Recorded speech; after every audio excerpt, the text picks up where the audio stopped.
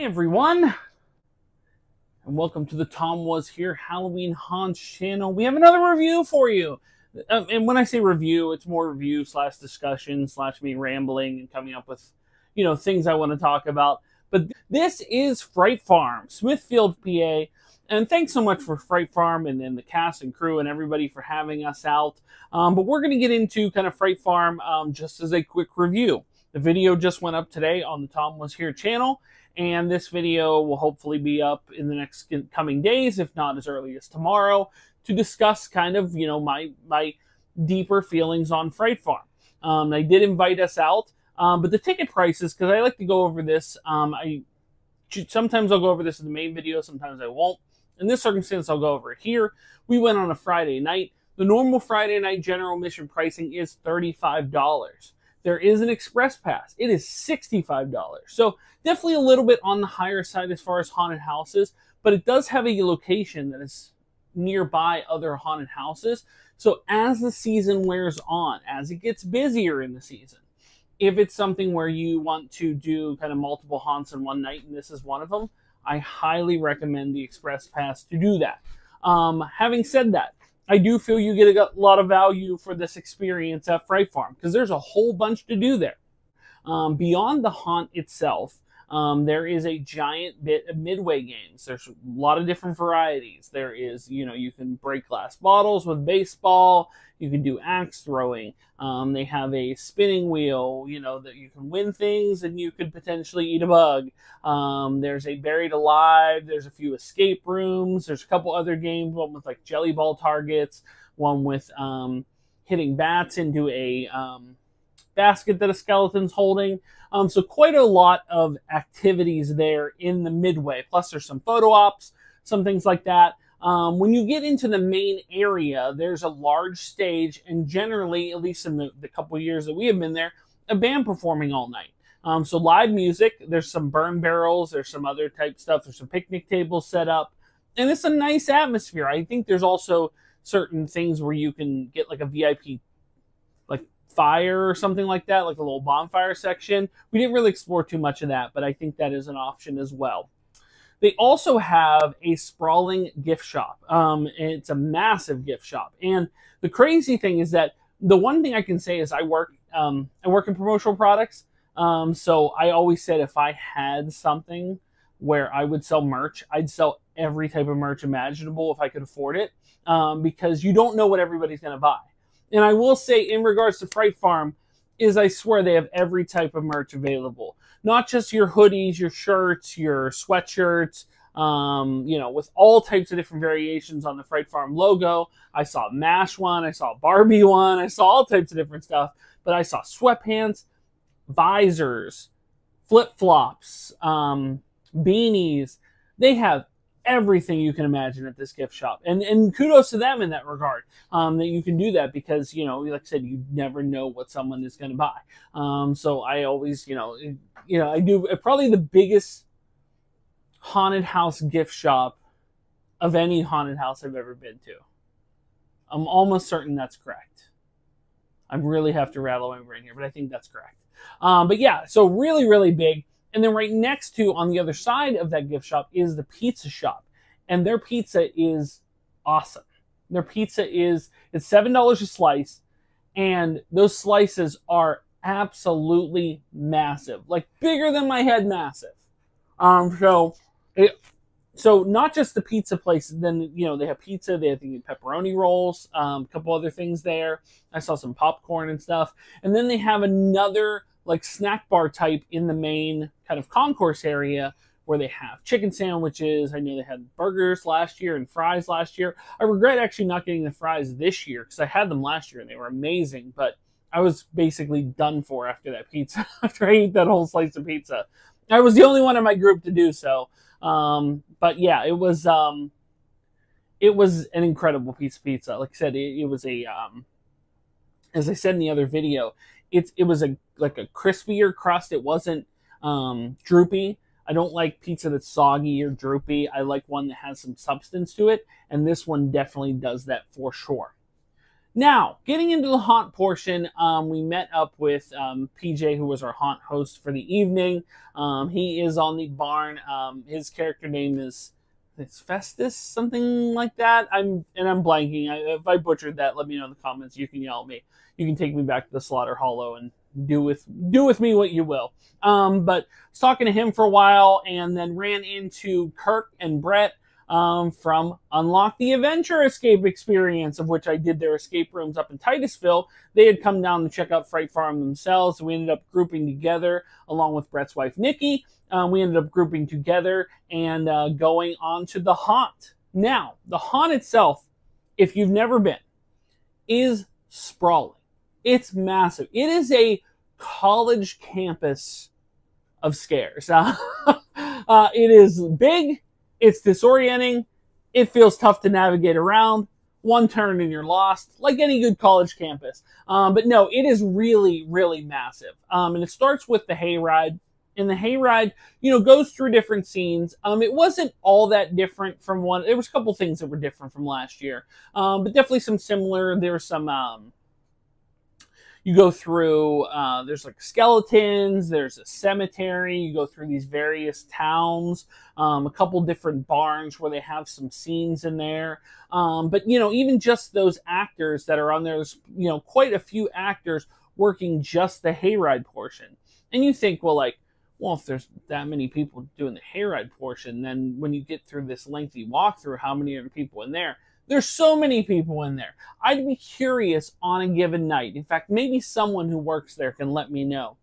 How many people do you have working in the haunt? And I'm talking about hayride, main walkthrough, like mansion, different houses, Slaughter Hollow, on a given night. Or let's say a Saturday night when you're busy. Like, what's the optimum number? Because I didn't count. If you want those hard statistics of people that are, average the $1 of admission per the $1 an hour, go to, there's so many other review sites you can do that sort of thing with.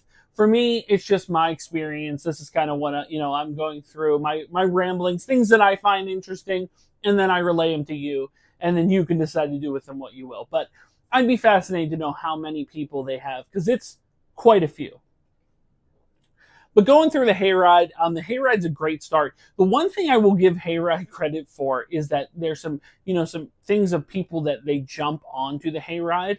And so obviously, if you're not familiar, you're not expecting someone to kind of come up behind you while you're sitting on a moving hayride. But that's exactly what happens to certain people. So the ones that, obviously the people that have done it now kind of have an idea that potentially this could happen.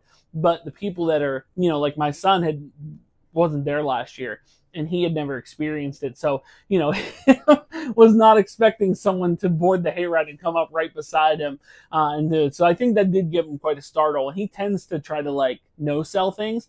He's like, I'm not selling, I'm not scared of nothing, and then he, somebody comes running behind him when he's on a moving vehicle. He did not anticipate for that. But a fun hayride. And the one thing I will give them credit for as an idea, which I do find, it's funny, generally when you're at a haunted house, there's kind of a frowned upon thing where if you go through a large section where there's no scares, that, it's a bad thing. After you go through the hayride section, there's a significant time frame of you just getting closer and closer to this mansion walkthrough portion. And there's no scares in there, but it's the anticipation and buildup of you're looming towards this dark mansion with all this imagery around, it's the mansion is the focal point, and you're just getting closer and closer to it. They could have easily put scares and different things there. I'm okay that they didn't. I think it works better that way. But it's said the hayride portion's fun. It's got some great scares in it. Like I said, that definitely when the actors board the vehicle when you're not anticipating as well, it's awesome. But it's really, really good. But the meat and potatoes, let's face it, is the walkthrough. And the walkthrough kind of extends from that main portion that's like the almost like a mansion style portion. You're not actually in that mansion kind of main house that you see off in the distance. You're not actually not in there that long. You're only in there for a little bit. You just kind of walk through, but then you walk into the cemetery portion. And the cemetery portion, I'm not entirely sure if it's a real graveyard. It feels like it's a real graveyard. It's the closest anybody's ever come, if it's not a real graveyard, to it being a real graveyard, because there's definitely that feeling of it. And you feel the ambiance, you feel like the sounds, the sights, like it really feels like you're kind of immersed in that world. And you know me, if you watch my videos, that's kind of the one thing that I love more than anything. It's that I want to feel like I'm lost in this world. And if something can make me do that, A-okay by me. And definitely in that cemetery portion, I do feel lost in that world, which is great. It's great. So just walking through there, you're walking through various buildings, you're walking under various buildings, you're walking through different, strobe areas, you're walking through different, there's all types of different interesting characters lurking around there. Things that you kind of can see off in the distance, things you don't anticipate. They also added, and I'll give them credit for this. It's almost like a giant town street, like a main street section, complete with a mayor and some different characters in there. But I don't think that was there last year. But it was a massive, like these buildings and this whole street vibe was there. And like I said, that's once again another one of those things where you walk on there and you're like, wow, I'm lost in this little world. It's great. I appreciate them trying to put different things in there to add to the experience. It seems like they're constantly building on to make it bigger and better every year. I don't know how much further they can go, but I think, I think they can go, they can do it as long as they want to. If it's something where they have the budget to keep adding more and more and better, then go for it, I would say. But yeah, I like the things where I walk through, and then I walk through this next year and I'm like, that's completely different than I remember it. In fact, that's way bigger and better overall than I remembered it. So kudos to them for continuing to add on to that. And then you walk through kind of different sections. There's a curse section where there's different characters putting curses on people. There's Infested, which is their main kind of theme this year. The main house portion has been infested with various creepy, crawly bugs, creatures, different areas of the like. The theming on that at times is pretty good. There's definitely things I think they could have done more with it. Not really a knock, just more like, they could have made a couple more things to make it feel like it's, these creepy, crawly creatures are kind of let loose in this house. But in all, like I said, it's a really good house. It's a really good walkthrough. It's just that it's something where, some of the, I don't think, and I could be, that could just be on me, but that some of the characters don't always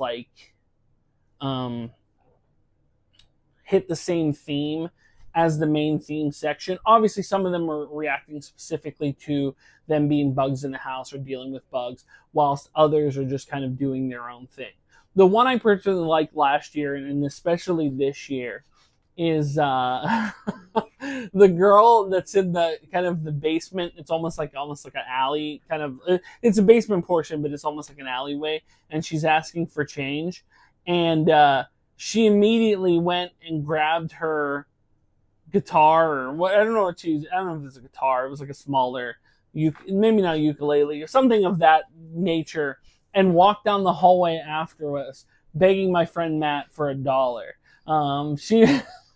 Even when we walked past, I thought she was going to give up, and then you hear the rumbling of change. In which she followed him down the hallway and made sure she got her $1. She worked hard for that $1. As someone who, is grubbing for dollars, she did everything she could as far as something, and she got her $1. Matt was kind enough to give her $1. She played the music. she was begging for that dollar. She needed that dollar, and she earned it. But yeah, no, no, that she was funny. Also, here's an interesting thing. So I ran into to Abigail, the ghost in the house. She was kind of like hidden in the wall when we saw her initially. And there is a trope about like the nice ghost being around like every other like mean-spirited, ghost. As most ghosts in a haunted house are ones that obviously they want to try to, torture you, they want to try to scare you, they want to try to kill you, all this type of stuff. But the Abigail ghost was very nice and friendly, and it was like she was been saying hi to everybody, and she wanted to make friends, which you don't see in a lot of haunted houses. But my favorite thing about that is, so she's there, okay, and I'm watching her, and then out of the corner of my eye, they have what's like a TV screen, but it's set up to look like a window. And in that window, which is a TV screen, there's a character taking a woman's head and smashing it into the window. And then when she comes out, like, I think like either slicing her throat. That's what it was. Slicing her throat, and blood is all over the window. And she's like, "Hi there, guy." You're seeing her, and you're seeing that happen at the same time. Perfect placement. Perfect placement for Abigail.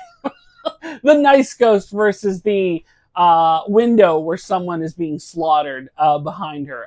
That's amazing. But yeah, it's a fun walkthrough.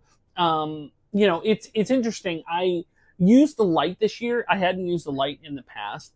Last year I didn't use the light, and obviously there were sections that were a bit darker, which is the idea. But using the light this year, it was so foggy in there at times that it gets disorienting.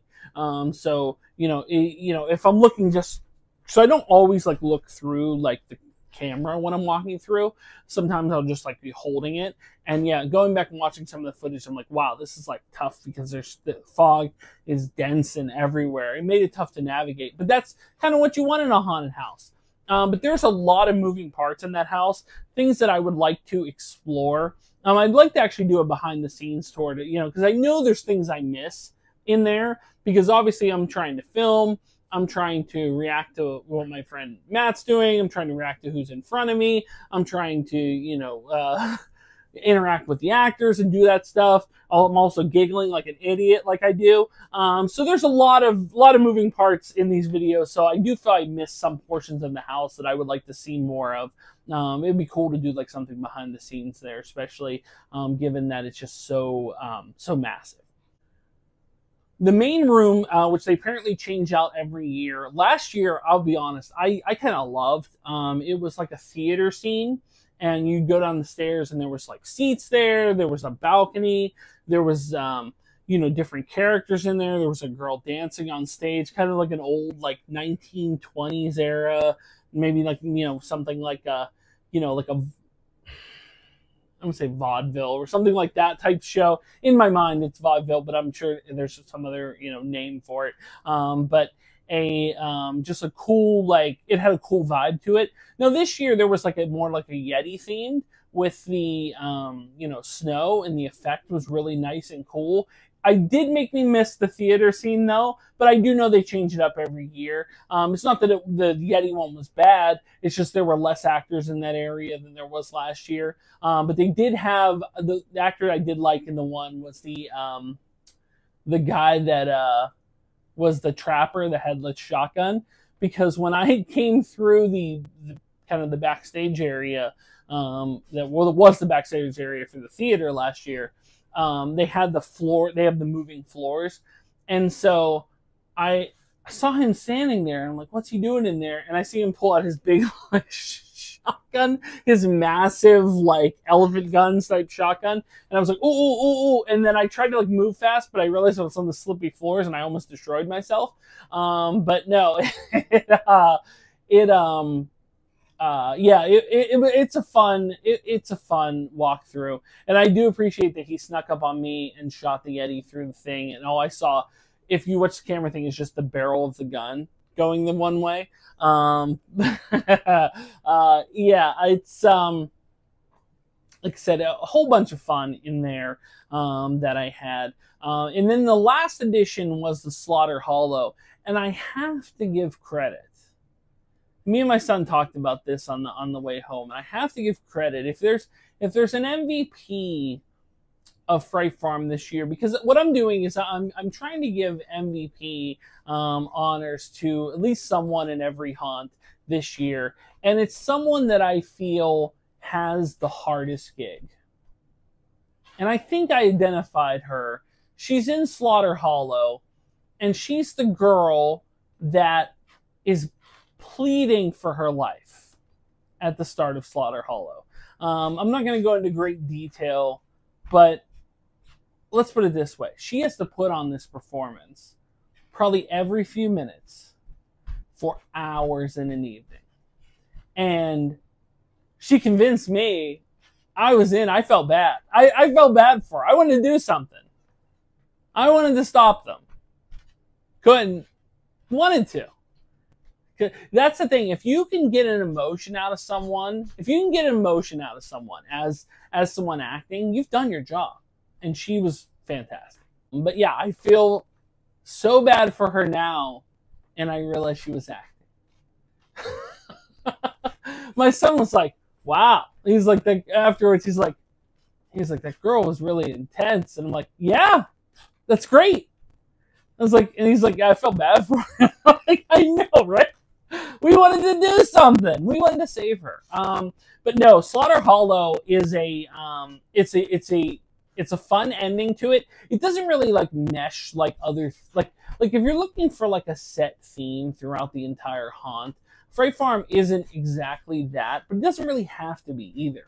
But Slaughter Hollow has a fun Texas Chainsaw Massacre style vibe to it. You know, when you're talking like redneck, hillbillies, zombie type creatures with chainsaws, you know, keeping people hostage in their barns and their cabins and all types of stuff going on. Yeah, there's a lot going on in Slaughter Hollow. It's not like the longest portion of it. Obviously, it's like the ending portion of it. But it's much better than last year, which was just like I mean, obviously, there was just more of a walkthrough and kind of like one scene. This one was more of like its own fleshed out little experience. So I thought it was really, really cool. Entire experience, like I said, all the actors are doing exactly their level best. And what I found is that obviously you have to have different characters. And they have to be kind of like convincing in those various character roles. Because not everybody has to be the person that's screaming at the top of their lungs. Not everybody has to be the person that's chasing you with a chainsaw. There also has to be people that are kind of like happy to see you. Like the mayor of the little town, like Abigail. Like a few people that are they're just there and they're just like a little doff of the cap or a little like, hi, how you doing? You know, like not everybody is there to kill you or to scare you. You have to have those characters in there to balance it out. Now, there can be loud characters, and there can be characters that bang stuff around, and there can be characters that startle you. There's all different types here at Fright Farm. But no, it's like quite a few.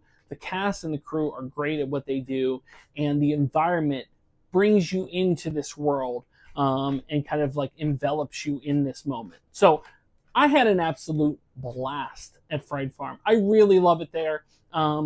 I may go for a behind-the-scenes tour if I could squeeze it in at some point this season, because I would absolutely love to see kind of the details and the inner workings of it.